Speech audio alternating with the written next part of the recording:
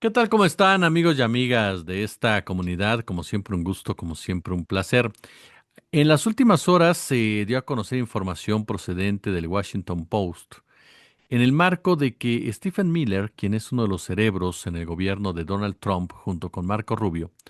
habían ubicado a México como la nación en la que tendrían que llevar a cabo estrategias de ataques militares con el pretexto del narcotráfico, pero con la finalidad del petróleo. Posteriormente, por diversas circunstancias, se habría tomado la determinación de mirar hacia Venezuela como tal. Una muestra de ese imperialismo de Estados Unidos en donde lo que buscaban es un conflicto, simplemente para apoderarse de los recursos naturales, y que se viene a enmarcar en lo que hemos visto en los últimos días, precisamente en donde Donald Trump, de manera delirante, perdón el calificativo, pues considera que todos deben de regresar, Venezuela debe regresar el petróleo que le robó a Estados Unidos. Una postura que increíblemente hay quienes le están dando cuerda, a pesar de lo, insisto, fuera de lugar que se escucha y peligrosa que se escucha para todos los involucrados. Voy a platicar sobre estos temas con mi querido Manuel Hernández Borboya, a quien le agradezco muchísimo que esté con nosotros. Mi querido amigo, ¿cómo estás? Hola, ¿qué tal, Jesús? Pues bien, aquí un gusto estar contigo y con tu audiencia y para echar una platicada de este tema que ha levantado ámpula las últimas semanas y que pues ahí sigue increciendo lamentablemente. Oye, ¿cómo lo valoras? ¿Cómo valoras estas estrategias de Estados Unidos que no deberían de sorprendernos en realidad, pero hacia dónde las ubicas? O sea, estas posturas de que pues hay que armar una guerra con este, no, mejor ya con este, y al final lo que nos importa es el petróleo, pero además la instrumentalización del narcotráfico para llevar a cabo ambas acciones. Sí, pues ya se veía venir desde la campaña presidencial por dónde iba a ir el asunto. Advertimos muchas veces en varios espacios de que era posible de que un segundo mandato de Donald Trump fuera a tratar de buscar una salida política en la guerra en Ucrania, pero eso iba a significar un aumento de presiones en América Latina. Estados Unidos ya de manera muy descarada, muy abierta, está volviendo a enunciar la doctrina Monroe de América para los americanos, como ellos la entienden. Y básicamente por eso ahora vemos ya a un gobierno de Donald Trump delirante reclamarle no solo el petróleo a Venezuela, sino hasta las tierras. O sea, ahora resulta que las tierras de Venezuela también son propiedad de Estados Unidos. Y esto pues ya es la fase más grotesca, más abominable del imperialismo estadounidense, que ya ni siquiera intenta disimular un poquito, ¿no? Ya abiertamente Donald Trump dijo, vamos por el petróleo de Venezuela, lo dijo en una entrevista ahí en un aeropuerto, cuando llevan meses diciendo que si el cártel de los soles, que obviamente no existe, pero es una entelequia que utiliza ahí el imperialismo estadounidense para tratar de invadir a otros.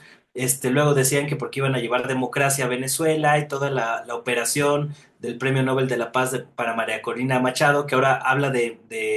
pues de una invasión abierta de Estados Unidos a Venezuela. No salió muy pacífica la Premio Nobel de la Paz de este año, y eso pues a final de cuentas acaba evidenciando más pues lo que siempre han sido, cómo han operado históricamente estas potencias imperialistas colonialistas que hoy en un momento de crisis sistémica, porque digamos tienen crisis económica, tienen crisis social, tienen crisis política interna, etcétera, etcétera,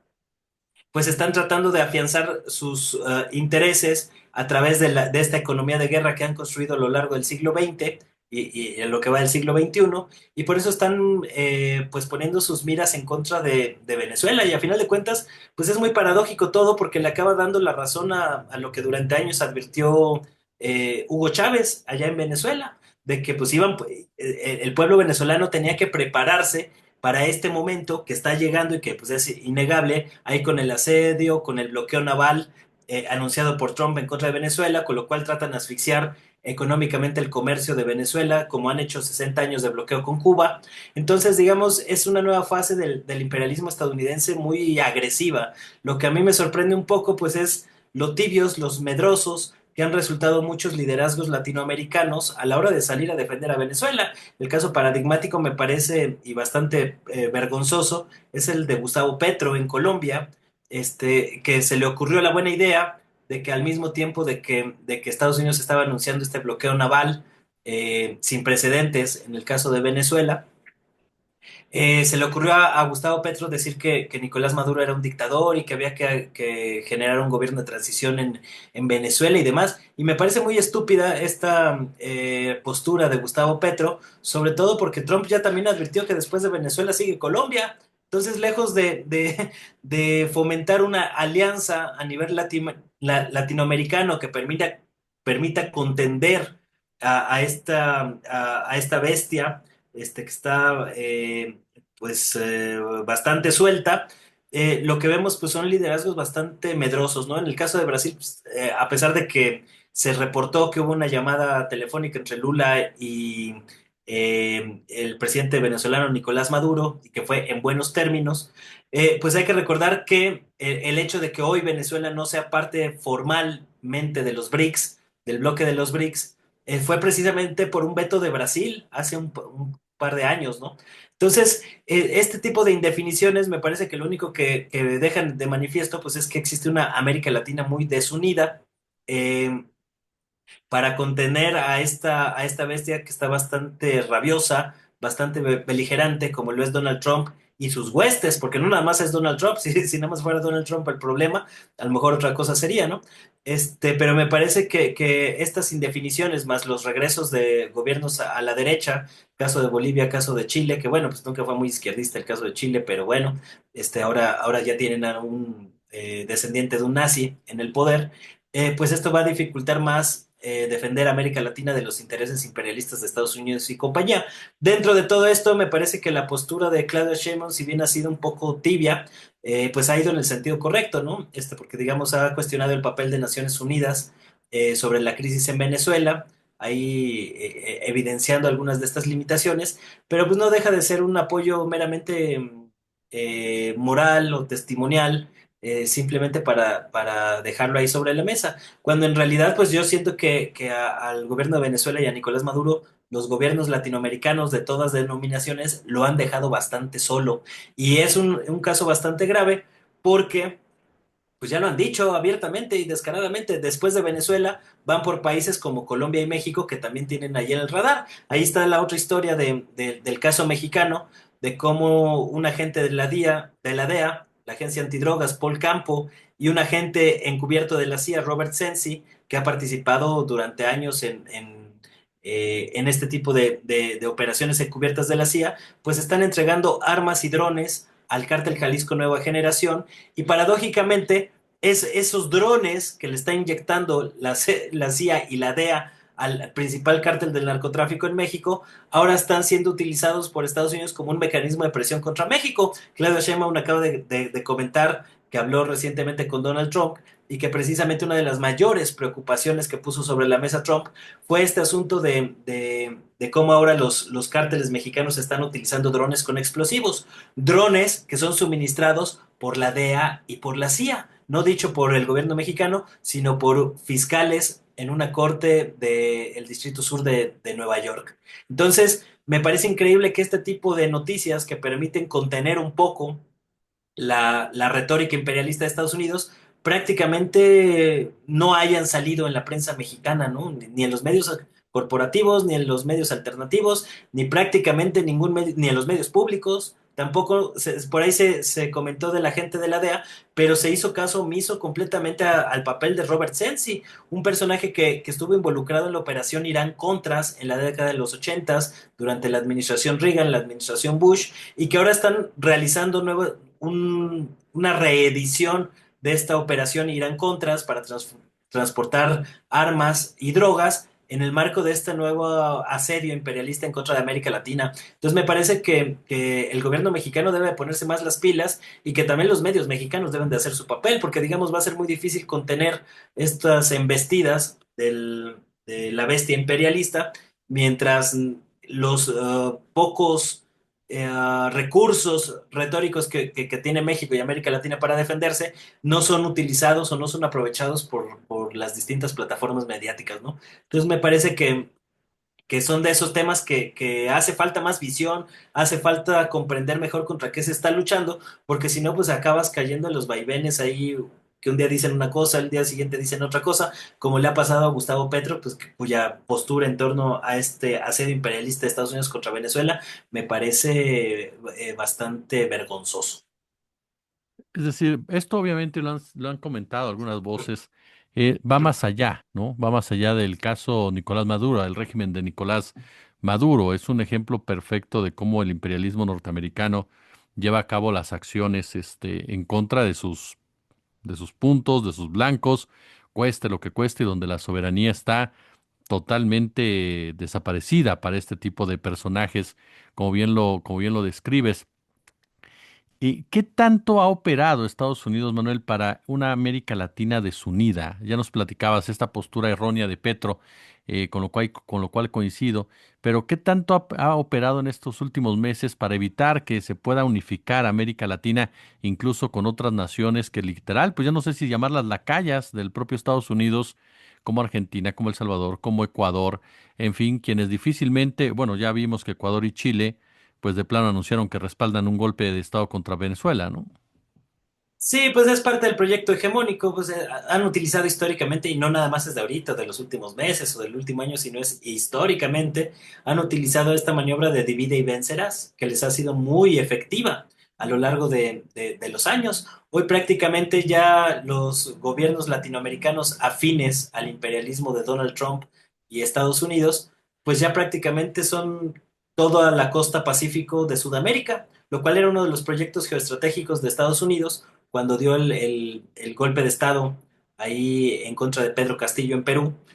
precisamente para tratar de impedir la entrada de China por la vía del Pacífico a Sudamérica, es decir, tratar de desconectar Brasil con China vía el Pacífico, tratar de desconectar a Venezuela de China vía el Pacífico, y prácticamente salvo en el caso todavía de Colombia, es el único país en Sudamérica que todavía presenta cierta resistencia al imperialismo estadounidense, aunque a la hora de los catorrazos acaban reproduciendo muchos de estos dogmas,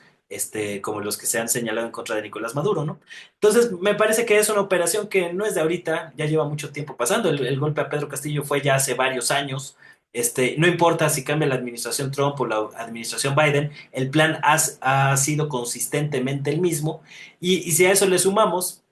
la incompetencia de algunos gobiernos de izquierda, el caso de Gabriel Boric en Chile, que fue tan, pero tan moderado que al final acabó desfondando a su misma base social y abriendo la puerta para la llegada de un ultraderechista como Cast. El caso de Bolivia, donde el pleito entre Evo Morales y Luis Arce, los dos principales liderazgos del movimiento hacia el socialismo, se pelean, se dividen, y hoy Luis Arce está en la cárcel precisamente por este regreso a la derecha por parte de Bolivia, que además ha significado un aumento en el costo de los energéticos, etcétera, etcétera, ¿no? Entonces, me parece que ante estos vaivenes políticos, que aparte son muy característicos de las frágiles democracias latinoamericanas, pues habría que por lo menos tener más a la mano algunos elementos que permitan dar la batalla cultural, porque digamos esta manera en que se ha exacerbado las mentiras como forma de imposición imperialista, pues tienen muy poca resistencia en términos mediáticos, en términos de los grandes medios de comunicación, en términos de las editoriales. Tú vas a una librería, vas a cualquier Sam's en México y pues ves ahí una serie de libros de panfletos de personajes de la ultraderecha, y ves muy poco de otras formas de pensar. Entonces, digamos, este mismo esquema se está repitiendo continuamente. Pues ahí está otro foco del fascismo mexicano, con Ricardo Salinas Pliego presumiendo sus cenas con Trump y cosas de esta índole, ahí para tratar de hacerse camino aquí entre un sector de la derecha mexicana que ve con buenos ojos el hecho de que México se convierta en colonia, que ha sido históricamente el proyecto de la derecha mexicana: vender el país a los intereses extranjeros, y que a estas oligarquías latinoamericanas pues les den una comisión por el saqueo que van a implementar en contra de los territorios y las poblaciones y las comunidades, ¿no? Entonces, es un caso sistémico, es parte de la estrategia de dominación de Estados Unidos sobre América Latina, que se ha exacerbado precisamente por la crisis sistémica que está experimentando actualmente Estados Unidos y que también lo ha utilizado Donald Trump de manera muy recurrente cada que salen nuevas fotos del caso Epstein, en donde está ampliamente involucrado junto con otros miembros de la clase política estadounidense, caso de Bill Clinton, caso de Bill Gates, entre muchos otros personajes destacados de la política estadounidense, pues le echan más leña al fuego a temas como lo de la invasión en Venezuela, que hasta ahorita pues todavía sigue siendo sí, no, sigue sin materializarse o sin concretarse, a pesar de que van dándose pasos muy preocupantes en esa dirección, como la reciente votación que hubo en el Congreso de Estados Unidos, donde se le dan facilidades a Trump para declarar una guerra en contra de Venezuela, aún sin tener el aval del Congreso, ¿no? Entonces, digamos, han ido avanzando ahí pasito a pasito. En esta dirección, en el gobierno de Venezuela ya les dijeron pues, que el pueblo va a luchar y que la gente va a luchar y que no se van a dejar. Podría darse otro Vietnam para Estados Unidos en caso de insistir en este intento de agresión imperialista contra Venezuela, pero me parece que los otros gobiernos de América Latina, incluido el de México, deben de tomar nota, porque mientras no haya unidad entre los países latinoamericanos, que deberían estar negociando otras cosas, como una alianza militar, por lo pronto, común frente a Estados Unidos y que en caso de agresión contra uno es una agresión contra todos, ese tipo de medidas que hemos visto en otros continentes, en otras experiencias, no son habituales en Latinoamérica, donde todavía la mano del imperialismo estadounidense sigue muy presente. Hay mucho miedo, no solo entre las élites políticas, ya sea progresistas o de derecha, a los efectos de la injerencia estadounidense, y me parece que eso pues hace que los procesos de cambio político y cambio democrático en América Latina sean mucho más lentos, mucho más endebles y frágiles que en otras regiones del mundo. Entonces, mientras los países y los liderazgos de América Latina no sean conscientes de esta situación, pues vamos a seguir sometidos a los intereses de esta decadente hegemonía globalista encabezada por Estados Unidos, Reino Unido y compañía, ¿no? Oye, finalmente, Manuel, eh, ya nos explicabas cómo van las piezas, cómo va buscando que caigan las piezas de una forma o bien de otra. ¿Seguiría entonces México, literal? O sea, tú ves a México en la siguiente lista, más allá incluso de la propia Colombia. ¿Qué posibilidades le ves en que sí Estados Unidos gire hacia nuestro país hoy? Yo lo veo muy claro porque, pues, digamos, este caso, que no es menor, o sea, que un agente de la DEA y de la CIA estén dándole armas al cártel Jalisco Nueva Generación, te dice por dónde viene esta mano del imperialismo estadounidense, ¿no? Y lo increíble, pues, es que prácticamente si tú revisas en Google Noticias, es mínimo lo que aparece en la prensa mexicana sobre ese tema. Me parece un error geoestratégico a muchos niveles y también por eso se necesitan medios de comunicación públicos, privados y de toda índole que hablen de estos temas, pero el gobierno mexicano no tiene ni canales de televisión, no tiene agencias de noticias, no tiene como los resortes mínimos para tratar de posicionar estos temas. Era para que cuando Donald Trump le dijo eso a Claudia Sheinbaum en la llamada telefónica, pues Sheinbaum le hubiera respondido, oiga, pues sí, pero esos drones se los están dando ustedes a través de la CIA y de la DEA con sus agentes encubiertos, pero ni siquiera es un tema que tenga presencia en las mañaneras, ni cosas de esta índole, y me parece que así va a ser muy difícil poder sostener estos proyectos soberanistas en América Latina. Es evidente que mucho de las tensiones políticas que están ocurriendo hoy en Michoacán, con coches bomba misteriosos que aparecen, con mercenarios colombianos, excombatientes de Ucrania, ¿quién mueve a esos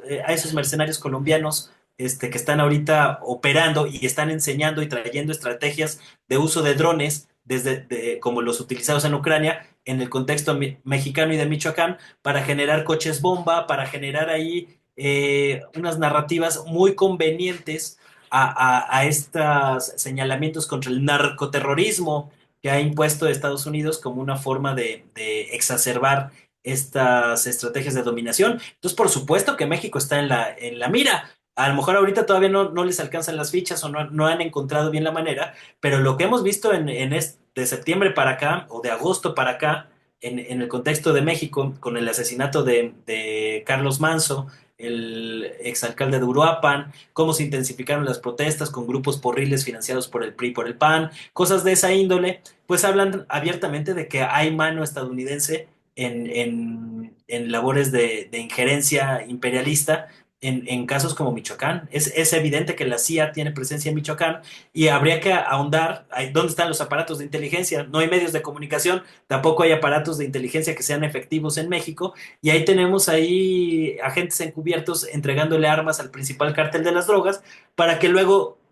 los mismos que les dan las armas usen eso como pretexto para decir que ellos tienen que venir a invadir México para acabar a los cárteles que ellos financian y alimentan, porque no nada más les entregaron armas y drones, también lavaron dinero del cártel Jalisco Nueva Generación a través de criptomonedas, entre otras muchas cosas, ¿no? Entonces, esos son realmente grupos paramilitares al servicio del imperialismo estadounidense. Lo increíble es que acá, en México, no haya quien les rebata esa narrativa. Digamos, somos muy pocos los que nos atrevemos a decir estas cosas, pero no tienen la repercusión que ameritaría una situación de esta índole. Porque bueno, si no vas a tener los recursos militares para hacer frente a la principal potencia militar del planeta, como lo es Estados Unidos, por lo menos sí tendrías que tener los recursos para dar la batalla cultural y tampoco se está haciendo, que es la parte que a mí más me preocupa. Y eso permite que muchas de estas narrativas abiertamente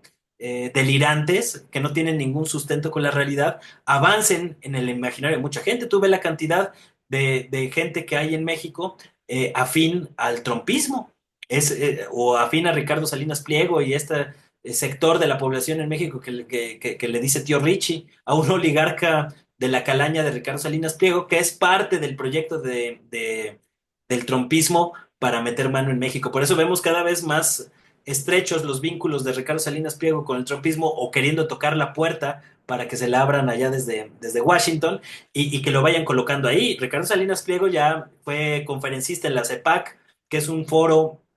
a nivel latinoamericano principalmente o americano con Estados Unidos, ese foro del trumpismo, donde ya se están empezando a disputar ahí algunos como Eduardo Verástegui, Ricardo Salinas Pliego y demás, pero es parte de toda esta maquinaria de dominación imperialista en contra de México. Entonces, por supuesto que está México en la mira y deberíamos de tomar precauciones como esa, pues por lo menos desde la trinchera mediática, pues lo que se puede hacer es advertir por dónde vienen esos intentos, pero me parece pues que los medios mexicanos, tanto los medios más oficialistas, obviamente la prensa corporativa, que todo lo que sea en contra del gobierno mexicano lo van a usar, pero en el caso de los gobiernos, de los medios afines a la 4T, me llama mucho la atención pues que están en otras cosas, en grillas caseras, en pleitos más pequeños, cuando la gran amenaza imperialista pues está viniendo encima y no hay los instrumentos de batalla cultural que se necesiten para contrarrestar estas cosas. ¿Qué está haciendo el Fondo de Cultura Económica al respecto? Absolutamente nada. Es muy poco lo que ha hecho el gobierno mexicano y sus grupos afines para dar esta batalla cultural en los términos que habría que darse, ¿no? ¿Dónde está el canciller? Juan Ramón de la Fuente sigue recuperándose de su enfermedad, pero pues tenemos un canciller ausente en materia exterior en México y me parece que se van acumulando muchos de esos problemas que hoy no se quieren ver, pero que tarde o temprano te van a pasar factura. Mucho va a depender de hasta qué punto crecen los hechos de violencia en México, como ya lo vimos con el asesinato de Carlos Manso, que ese sí tuvo mucha resonancia mediática a todos niveles, pero no la tiene la misma resonancia cuando se descubre o cuando se documenta con nombres y apellidos cómo es que las agencias estadounidenses siguen dando armas a los grandes cárteles de la droga en México. Y eso me parece que debería ser una prioridad estratégica del gobierno mexicano y no estoy viendo que sea tratada con ese nivel de seriedad. Mi querido Manuel Hernández Borbolla, yo como siempre quiero agradecerte mucho esta plática y que nos permitas aprender de ti, amigo. Pues muchas gracias a ti, Jesús, por la invitación y pues muy agradecido de poder platicar sobre estos temas álgidos contigo y con tu audiencia.